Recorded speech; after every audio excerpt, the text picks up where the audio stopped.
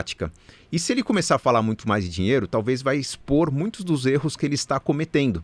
Porque ele não teve educação financeira na escola, como você também não teve, mas talvez seus filhos vão ter.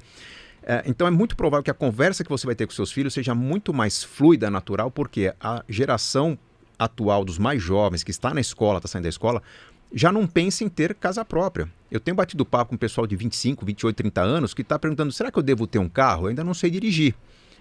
Sendo que na minha geração, aos 18, todo mundo queria dirigir. Então, o que acontece? Meu filho, com 15 anos, ele já pensa nas experiências que ele vai ter no mundo. Se eu falo, mas filho, e a sua casa, seu carro? Ele falou, mas não preciso ter casa e carro, estou pensando em alugar, dividir com os amigos, morar num barco, né? Morar cada hora numa estação de trem diferente. Ele tem umas ideias assim, mas se você perguntar quanto ele espera em ter patrimônio, ele vai saber dizer o quanto ele quer ter de patrimônio aos 18, aos 24, aos 30, aos 35 anos, porque ele quer ter investimentos que gerem renda, que proporcionem experiências. É uma conversa totalmente diferente que eu tive com meu pai, que me ensinou muito pouco sobre investimentos. Eu acho natural isso, eu acho que você deve provocar, não conversa sobre dinheiro, mas principalmente sobre planos. Pô, se a gente for pensar numa viagem em família, se a gente for pensar, pai, onde você vai morar quando se aposentar, ou, enfim, qual vai ser o estilo de vida daqui a um tempo. Quando começa a falar sobre sonhos, naturalmente começa a falar sobre caminhos alternativos, sacrifícios que podem ser feitos, como investir para aquilo acontecer. E essa conversa ela evolui num crescente exponencial. Quanto mais você fala, o conhecimento mais se multiplica. É natural. O que eu faço no meu trabalho é provocar as pessoas a conversar mais sobre dinheiro. O livro Casais Inteligentes Enriquecem Juntos basicamente diz, falem sobre o assunto, ponham duas cabeças para pensar junto, que vocês vão encontrar soluções melhores do que cada um pensando sozinho. E isso tem que acontecer. Tem uma estatística que eu adoro, que não adoro por esse motivo, mas eu acho muito curiosa, que é o dos principais términos de relacionamento. A grande maioria deles, assim, de número, é por causa de dinheiro. O dinheiro, ele é o vilão da relação? Por que a gente tem essas estatísticas mostrando que causa tanto divórcio esse motivo? O dinheiro nos dá poder. Certo. Se há uma conversa sobre dinheiro, se há uma conversa franca, há uma tendência de equilíbrio de poderes.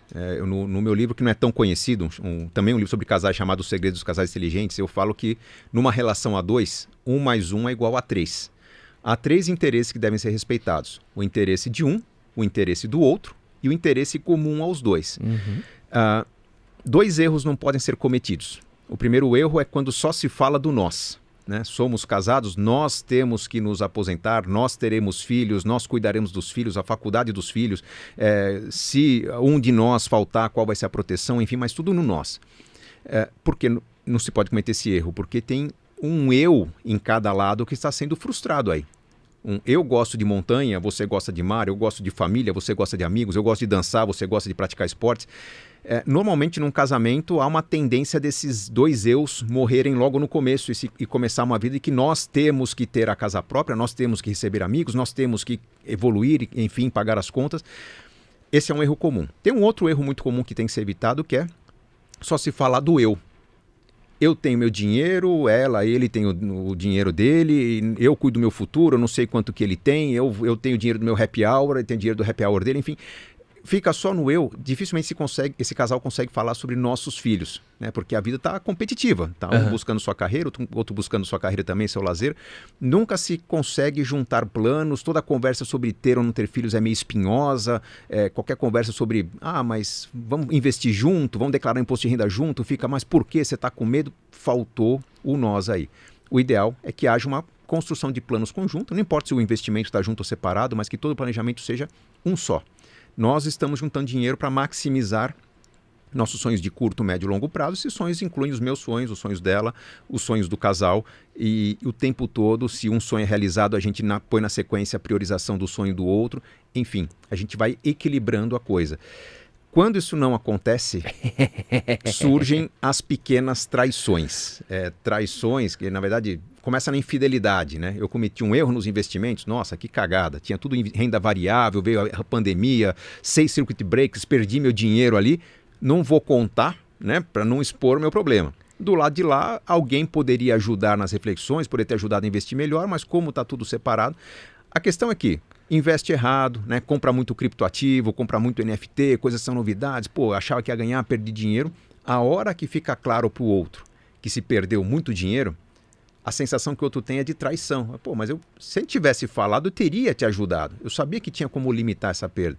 Né? Ou, estava devendo dinheiro pro meu pai, agora meu pai está quebrado, eu estou quebrado. Pô, se tivesse falado antes, a gente meu tio e minha tia tiveram uma treta, que minha tia um dia foi na C&A, mas arregaçou de comprar roupa. E era aquela época dos carnezinhos, lembra que você voltava com um carnezinho? O que aconteceu? Ela perdeu os carnezinhos. E aí não achava mais o carnezinho.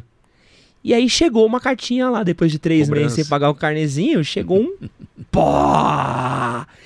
E aí começou o quebra-pau, porque é isso, né? Faltou conversar. Faltou demais, e organização, e brigas grandes começam de carnezinhos pequenos, às vezes. Exato, né? E o que você me perguntou, não fugindo da pergunta, né? Se dinheiro é o vilão, na verdade a falta de conversa sobre dinheiro é o vilão. Porque vai acontecer em muitos relacionamentos que logo no começo o casal percebe, pô, eu tô legal com a minha grana, tô trabalhando, mas a gente não consegue fazer nada junto. Não sobra tempo pro lazer, não consigo. Quando eu tô em casa, ele não tá. Aquela coisa que, pô, a gente não consegue ter filhos. Muitos casamentos acabam aí. Tem casamento que acaba tardiamente.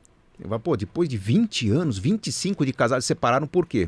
Em algum momento cai a ficha do casal que eles só falavam de nós.